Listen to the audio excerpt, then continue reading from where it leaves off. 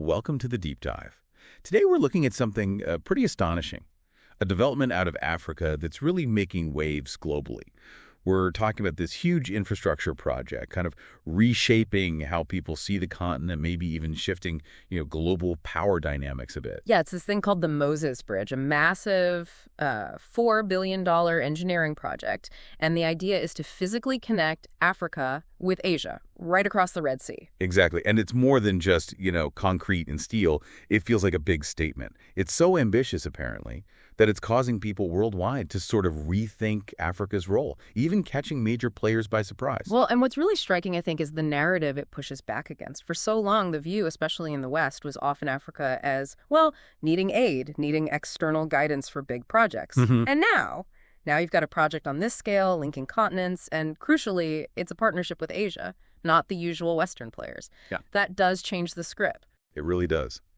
So that's our mission for this deep dive, right? We want to unpack how this thing came about, get into the sheer scale of it, the funding, which is pretty unique, and really explore what it means for trade, for tourism, jobs, and, the bigger geopolitical picture.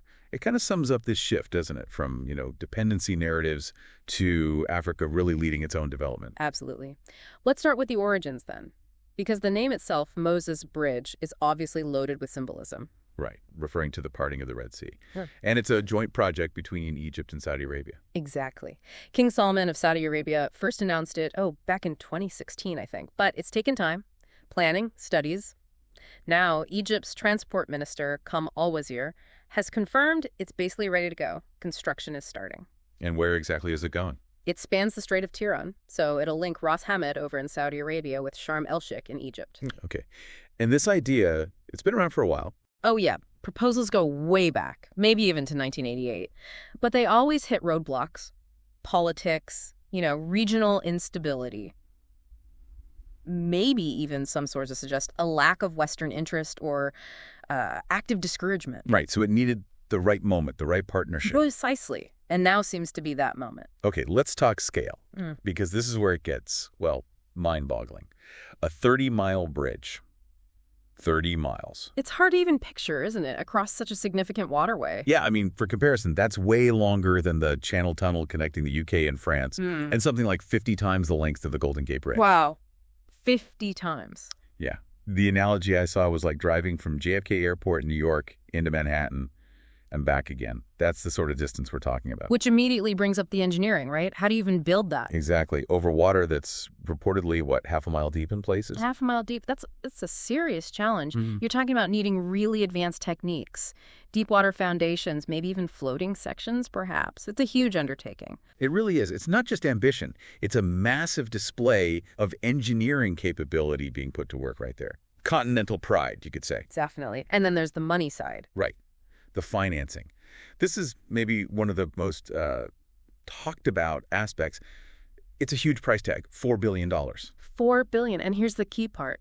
It's all coming from Saudi Arabia. Fully financed by Saudi Arabia. Which means, importantly, no IMF loans, no strings attached, conditional aid from the World Bank. Yeah, none of the usual institutions that often, set terms. And reading between the lines, perhaps less room for Western influence or interference in how it gets done. That seems to be the implication. It signifies these two nations just doing it themselves, on their own terms. And that financial independence, that specific collaboration, is seen as a big shift, isn't it? Maybe that's what makes some in the West a bit nervous. Well, potentially, because it challenges that old model.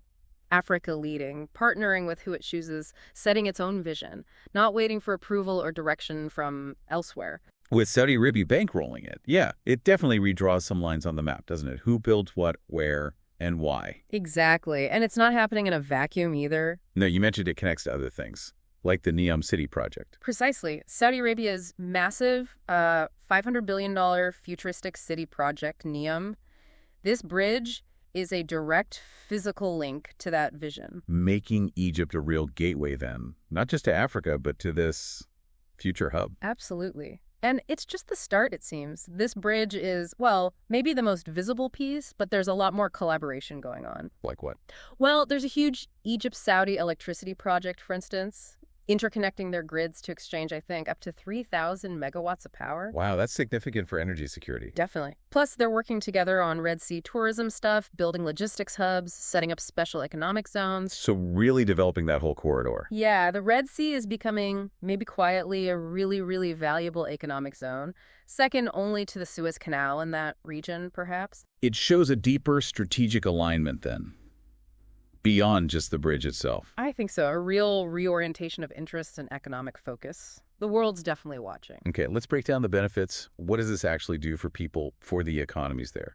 Trade first. Right now, moving goods between Egypt and Saudi Arabia mainly involves ships, right? About 13 main vessels handling cargo and passengers. Okay. The bridge changes that completely. Cargo can move faster, it should be cheaper, more reliably, especially for African exporters trying to get goods over to Asia. So it could actually reroute some trade, make that Red Sea corridor even more important for, say, Africa-Asia trade. Less reliance on older roads. That's certainly the potential. A major artery for south trade, maybe. Okay, beyond trade. Yeah. You mentioned tourism. Yeah, I mean, imagine just being able to drive it. Road trip from Cairo to Riyadh. That becomes a real thing. That would open up a lot. And what about religious travel, Hajj? Huge implications there. Over 1 million people travel for Hajj each year, many from Africa. This bridge offers a direct land route into Saudi Arabia. Think about easing the pressure on airports, making the journey easier, more accessible for potentially hundreds of thousands of African Muslims. That's more than just convenience. It's enabling access on a different level. Empowerment, as some sources framed it. Exactly. And then, of course, jobs. Right. Building it, running it. Thousands of jobs. Engineers, construction crews, people supplying materials later on, hospitality workers, logistics experts managing the flow of traffic and goods. And this ties back to that narrative shift.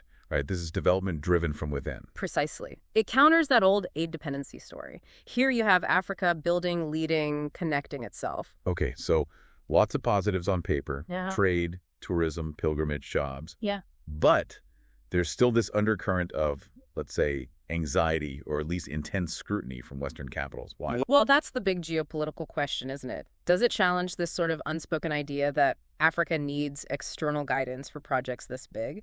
Or maybe it highlights what's possible when African nations look east towards partners like Saudi Arabia instead of only west?